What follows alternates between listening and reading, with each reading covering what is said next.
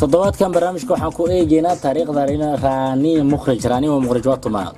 Rani Mukhrij waa tariisho caan ah oo reer Hindi ah, waxay dhalatay 21 Maaj 1978 waxaana ku dhalatay caasimadda labaad ee dalkaasi Mumbai. Rani waxay ka mid noqotay tariishooyinka amanjilaayaasha heerka sare ka galay dalkaasi, waxayna ku guuleysatay awaalmarino fara badan, taasoo ka dhigtay jilaayaasha dhanka dumarka kuwa ugu qarash qaadashada badan.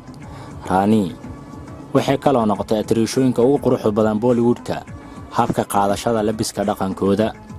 Rani familkeeda iyo qaraabadeeda sokeeya dhammaan waxay ahaan jireen xubno ka tirsan kuwa sameeya filimada Hindiya.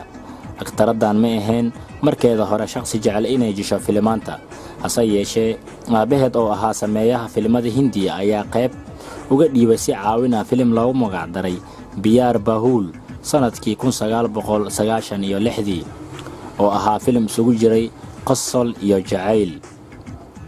waxaa xigay filim loogu magac daray Raja Ki Ayag Barat oo hooyadeed ku riixday inay qayb ka qaadato filimkaas oo ahaa filim taariikhi ah. isla filimkaas ayaa Rani aad loogu bartay.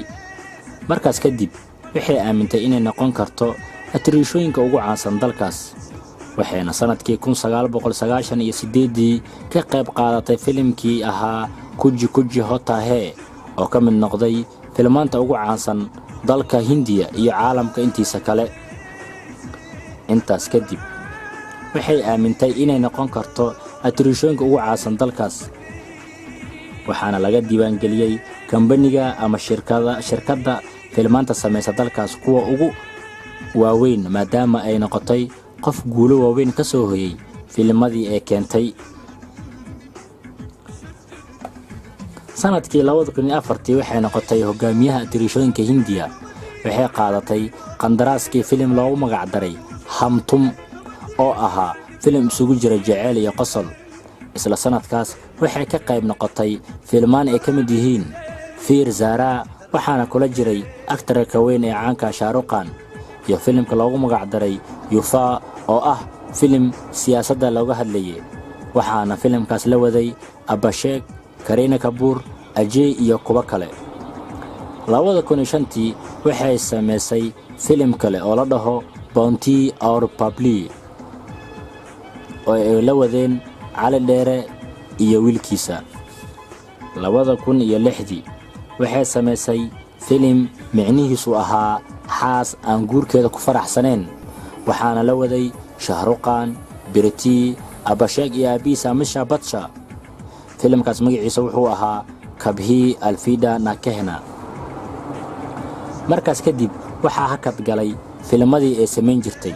5 sano kadib waxay qayb ka noqotay waa sanadkii 2011 filim loogu magac daray No One Killed Jessica oo ahaa filim ku saabsan case dil ah. mar kale ayay dib u soo jiidatay indhaha bulshada, waxayna sameysay sanadkii 2012 filim loogu magac daray Mardani, filimkaasi oo ku saabsanaa ka ganacsiga bini'aadamka. intaas kadib Rani waxay guda gashay nolosheeda khaaska, waxayna guursatay ninka filmada sameeya ee la yiraahdo Aditya Chopra, waxayna u dhashay hal gabar. intaas ayaan ku hakinayaa taariikhda iyo meesha ay ka soo bilowday filmada Rani Mukhrij. waxaan kaloo idin soo gudbin doonaa taariikh nololeedkeedii hoose isla qaybaha kale ee barnaamijkan.